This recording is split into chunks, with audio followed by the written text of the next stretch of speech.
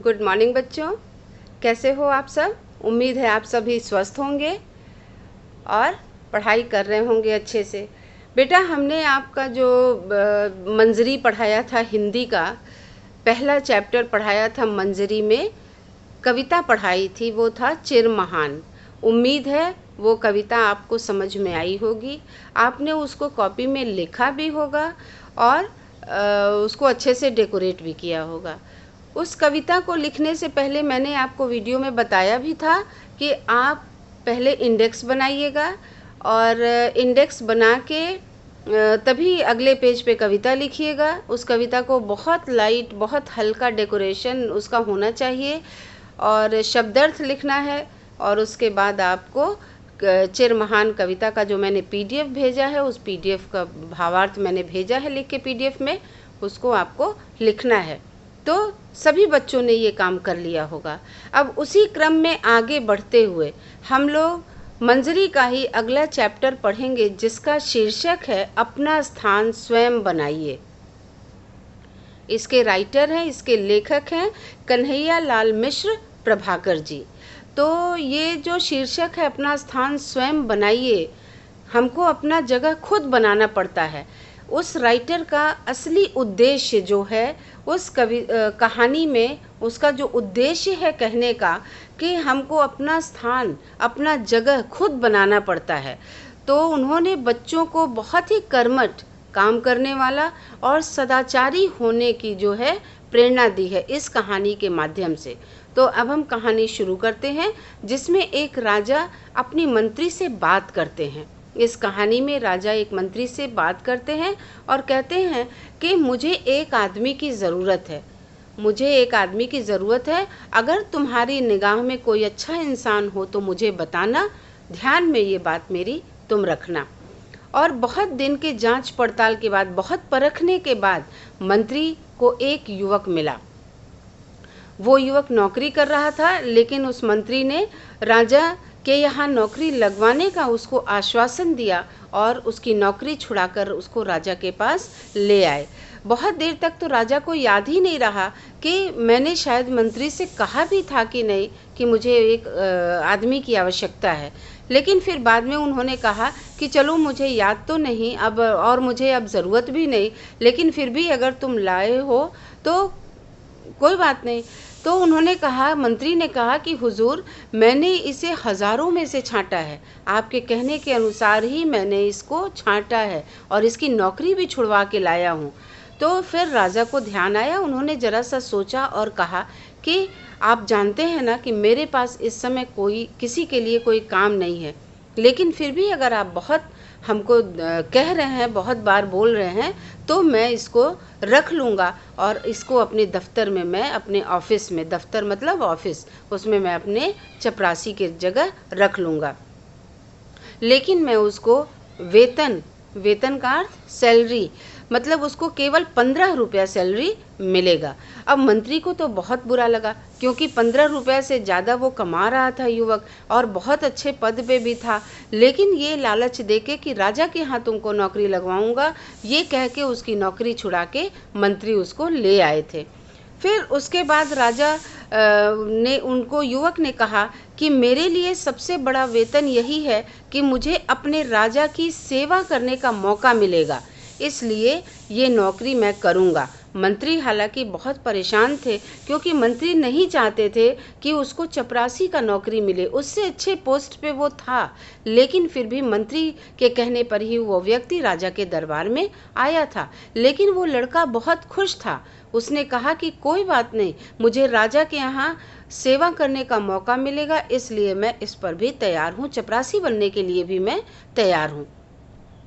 और उसके बाद जो है मंत्री के प्रति उसने बहुत ही आभार, मंत्री का धन्यवाद उसने प्रकट किया कि राजा के यहाँ इतने अच्छी जगह पर वो लाके उनको खड़ा कर दिया। अब जहाँ उस युवक को राजा ने अपने दरबार में, जहाँ उस युवक की नौकरी लगवाई थी, उस जगह को वो साफ करता रहा। चूँकि एक दफ्तर था, ऑफिस था जो बहुत दिनों से बंद पड़ा था, एकदम गंदा था, लेकिन उसको साफ करके उसने शाही दफ्तर, जैसे राज घराने में ऑफिस होता है, उस तरह से उसने उसको बना दिया। और उस दफ्तर में एक अलग से छोटी सी कोठरी भी थी। जब युवक ने उस कोठरी को देखा तो उसमें पता चला कि पिछले कई सालों में जो राजा के पास पत्र आए थे, दूसरे दूसरे राजाओं के द्वारा जो पत्र भेजे गए थे, उसके लिफाफे का ढेर पड़ा हुआ है। जब उसने उस लिफाफों को देखा साफ करने के लिए, तो उसने देखा कि उसमें जो शुभ अवसर पर लिफाफे भेजे गए थे, उसमें सोने के नग जड़े हुए थे। पच्चीकारी का मतलब जड़ा हुआ, तो उसमें सोने के नग जड़े हुए थे और जो अमीर घरानों से आए हुए थे। युवक ने एक कारीगर बुलाया जो उस सोने को निकाल सकता था, कीमती रत्न को निकाल सकता था। और उसके बाद उसने क्या किया कि उसको बाजार में बेच दिया। उससे बेचकर जो खराब सामान पड़ा हुआ था राजा के दफ्तर में, उसको बेचकर उसको बहुत सारे पैसे मिले।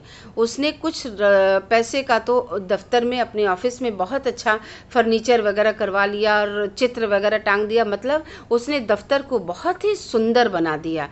और बाकी जो पैसा बचा था उसको राजा के सरकारी खजाने में, जहाँ पैसा जमा होता है सरकारी पैसा, वहाँ ले जाकर जमा कर दिया। जहाँ वह सामान बिका उसने उसकी रसीद भी ले ली, ताकि जब भी उससे पूछताछ हो तो वो गलत ना ठहराया जाए। अब वो सामान तो जो खरीदा गया उसकी भी रसीद उसने ली और जो बेचा उसकी भी रसीद उसने ली। और वो दफ्तर जो बहुत ही गंदा था, बहुत ही खराब था, जो कई सालों से बंद पड़ा था, उस दफ्तर को उस युवक ने अपनी कर्मठता के वजह से, अपने काम करने के अच्छे तरीके के वजह से उसने उसको शाही दफ्तर बना दिया था। अब जो राजा के चुगलखोर थे, जो लोग काम तो कुछ नहीं करते थे, लेकिन वो चाहते थे कि वो लड़का जो काम कर रहा है उस लड़के के काम को भी हम लोग गलत ठहरा दें, क्योंकि अगर ये लड़का इतना अच्छा काम करेगा तो हम लोगों से भी राजा उम्मीद करेंगे कि अच्छा काम करके दिखाओ। तो उन्होंने राजा से चुगली की कि वो तो सरकार का जो राज्य का धन है वो सब लुटा रहा है। जबकि उस लड़के ने क्या किया था कि जो खराब पड़ा लिफाफा था उसमें से सारा सोने का जो जड़ा हुआ था रत्न था उसको उसने बेचा, जो खराब सामान हो गया था उसको बेच के उसमें से पैसा लिया और उस पैसे से उसने क्या किया कि अपने ऑफिस को खूब सुंदर बना दिया और उसकी रसीद भी रखी ताकि उसके ऊपर कोई झूठा इल्ज़ाम न लगा सके। उसके बाद जो है जब राजा के पास शिकायत गई तो राजा को बहुत दुख हुआ और वो गुस्से से आए और उसने उस युवक को बुलाया और ये कहा कि तुमने ये सजावट, ऑफिस को देखते ही बोला कि तुमने ये सजावट सब कैसे की है, पैसा कहाँ से आया। तब उस युवक ने कहा कि दफ्तर के रुपए से हुजूर, मैंने ये दफ्तर के रुपए से ही किया है। राजा को जब उसने पूरी कहानी बताई कि किस तरह मैंने रद्दी लिफाफों को सबको उसमें से सोना जो और रत्न जड़ा हुआ था उसको निकलवाया है, बेचा है और सबकी रसीद मेरे पास है और सारा पैसा जब खर्च जितना हुआ उसके बाद जो बचा हुआ सारा पैसा था मैंने आपके कोष में, सरकारी खजाने में जमा कर दिया है। अब राजा जो है उससे बहुत खुश हुए और उसको अपने राज्य का वित्त मंत्री उन्होंने बना दिया। वित्त मंत्री जहां पैसे का पूरा हिसाब किताब करना होता है कि राज्य में पैसा कहां कहां और कैसे कैसे खर्च होगा, वो मंत्रालय उसको दे दिया, वो डिपार्टमेंट उस युवक को दे दिया। अब दूसरे मंत्री जो थे, जो बहुत ही घूसखोर थे, जो मंत्री कामचोर थे, काम नहीं करना चाहते थे, उन मंत्रियों को उस लड़के के वजह से बहुत परेशानी होने लगी। वो नहीं चाहते थे कि वो लड़का उस मंत्री परिषद में शामिल हो, वो वित्त मंत्रालय संभाले, क्योंकि उन लोगों को लग रहा था कि हम लोगों की सबकी पोल खुल जाएगी। वो लड़का लापरवाही बिल्कुल नहीं करता था और किसी को करने भी नहीं देता था। और तो जो राजा के मंत्री लोग थे, पुराने मंत्री भी, वो किसी न किसी बहाने उस लड़के की शिकायत राजा से करते ताकि राजा की नज़र में वो लड़का गिर जाए, और जब एक बार नज़र में गिर जाएगा तो फिर उठना मुश्किल हो जाएगा। एक रात की बात है, उस समय 2 बजे राजा ने अपने सेनापति को बुलाकर कहा कि सेनापति को बुलाया और कहा कि हमारे सभी मंत्रियों को उनके घरों से उठाकर इस कमरे में ले आओ, लेकिन जो जिस हाल में है उसी हाल में ले आना है। चाहे वो सो रहे हों, चाहे जगे हों, चाहे कोई भी काम कर रहे हों, जिस हाल में भी वो हों उसी हाल में तुम हमारे सामने उन सबको ले आओ। तो उसने कहा ठीक है हुक्म जो आपकी है वो सर आँखों पर है। ऐसा कहकर उनके सेनापति चले गए और उन्होंने देखा कि जो मंत्री राजा ने देखा कि सभी मंत्रियों को उन्होंने दरबार में पेश किया। कुछ मंत्री जुआ खेल रहे थे, कुछ मंत्री सो रहे थे, कुछ मंत्री शराब पी रहे थे और उसी हाल में उन्होंने उनको वहाँ प्रकट कर दिया, दरबार में ला दिया। एक ही घंटे के भीतर सभी मंत्री राजमहल के बहुत बड़े कमरे में थे। राजा ने देखा कि 8 में से 7 मंत्री जो थे उनके, वो सभी नशे की हालत में थे, नशे में धुत थे। कोई सो गया था, कोई जुआ खेल रहा था। तो ये सब करामात करते हुए वो मंत्री घर में अपने थे। लेकिन उसी में से जो एक मंत्री था, बनियान पहने चौकी पर बैठे हुए अपने घर में दिए की रोशनी में कोई कागज देख रहा था। सभी मंत्री बहुत लज्जित हुए, उसको देखकर बहुत ज़्यादा उनको शर्मिंदगी महसूस हुई और तब वो पता चला कि वो राजा के वित्त मंत्री हैं। जिस लड़के को राजा ने 15 रुपए के वेतन पे रखा था, वही वो लड़का जो वित्त मंत्री बना था। और उस वित्त मंत्री से राजा ने तब पूछा कि जनाब, आप रात में 2 बजे कौन सी कागज में उलझे हुए थे, कौन से कागज ढूंढ रहे थे? तब उसने उत्तर दिया कि हुजूर, दूर के इलाके से इस साल जो राज कर आया है, कर का मतलब होता है बेटा टैक्स, जो टैक्स आया है उसमें पिछले साल से 1 पैसा कम मिला है। उसने कहा कि हुजूर, जो पिछले साल जितना पैसा जमा हुआ था उसमें से 1 पैसा इस साल कम मिला है। मैं समझ नहीं पा रहा हूँ कि ये मेरे जोड़ने में गलती हुई है या फिर पैसा ही हमको कम मिला हुआ है।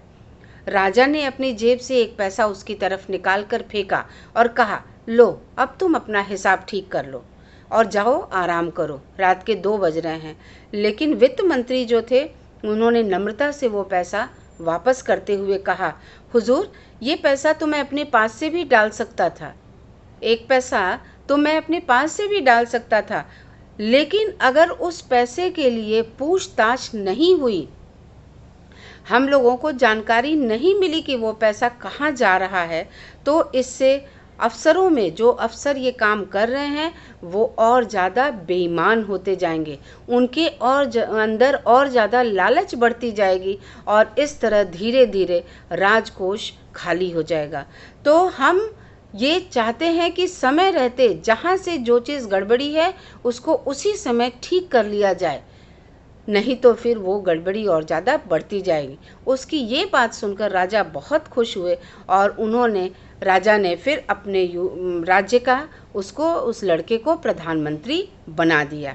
तो बच्चों, ये कहानी जो कन्हैया लाल प्रभाकर मिश्र जी ने लिखा है, उन्होंने ये बताया है इस कहानी में आपको कि आपको अपनी जगह स्वयं बनानी पड़ेगी। आपका जगह कोई दूसरा नहीं बना सकता। आप जहाँ भी काम करेंगे, जहाँ भी काम करते हैं, वहाँ ईमानदारी से काम करना होगा। आपको दूसरों की बातों में नहीं आना होगा और अच्छे आचरण के साथ उस लड़के को, अब इस कहानी का पूरा सार जो है वो ये कि एक युवक अच्छे जगह पे नौकरी करता है, लेकिन मंत्री के आग्रह पर वो नौकरी छोड़ देता है। वो इसलिए छोड़ता है कि हमको राजा के यहाँ नौकरी करने को मिलेगा, लेकिन राजा को अपनी बात का ख्याल ही नहीं रहता है उस समय कि उनको एक युवक की आवश्यकता थी। बाद में उन्होंने उस युवक का, चूँकि मंत्री के विशेष आग्रह के वजह से उस युवक को उन्होंने चपरासी पद पर रख लिया और उस छोटे से जगह पर भी रहने के बाद भी, उस छोटी जगह पर उसका नियुक्ति हुआ, उसके बाद भी उसने उसको सुंदर बना दिया, स्वर्ग की तरह बना दिया। जो ऑफिस राजा का कई सालों से खराब पड़ा था, जो गंदा पड़ा था, जहाँ कोई प्रवेश ही नहीं करता था, उस ऑफिस को उसने काम लायक बना दिया और एक सुंदर शाही राजघराने में जिस तरह का कार्यालय होता है, ऑफिस होता है, उस तरह उसने उसको बना दिया। और बाकी रद्दी कागज जो था उसको बेचकर और सरकारी खजाने में उसने पैसा भी जमा कर दिया। तो इस तरह उसके लिए राजा के मन में काफ़ी इज्जत बढ़ती जा रही थी और राजा ने सबसे पहले उसको वित्त मंत्री बनाया। लोगों के बहुत ज़्यादा चुगली करने के बाद भी लोगों ने उसकी कमियों को राजा के सामने ज़बरदस्ती रखने की कोशिश की, लेकिन राजा ने ध्यान नहीं दिया, क्योंकि राजा उसकी कर्मठता से और उसके सदाचारी व्यवहार से बहुत खुश थे। उसका आचरण बहुत ही अच्छा था।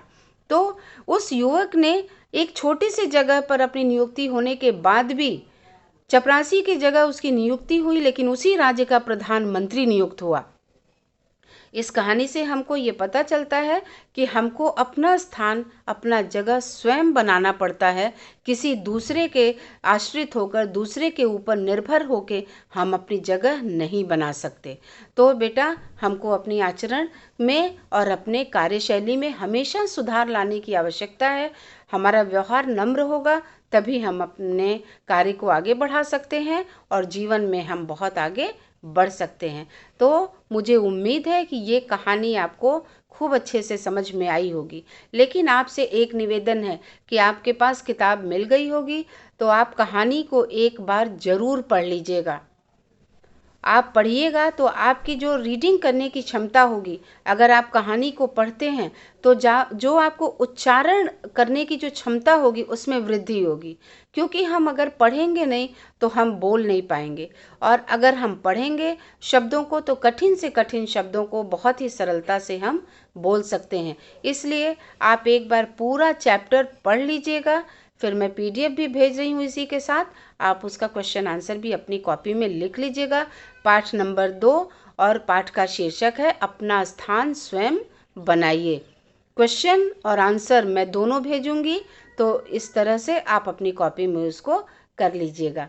उम्मीद है कहानी समझ में आई होगी। Thank you.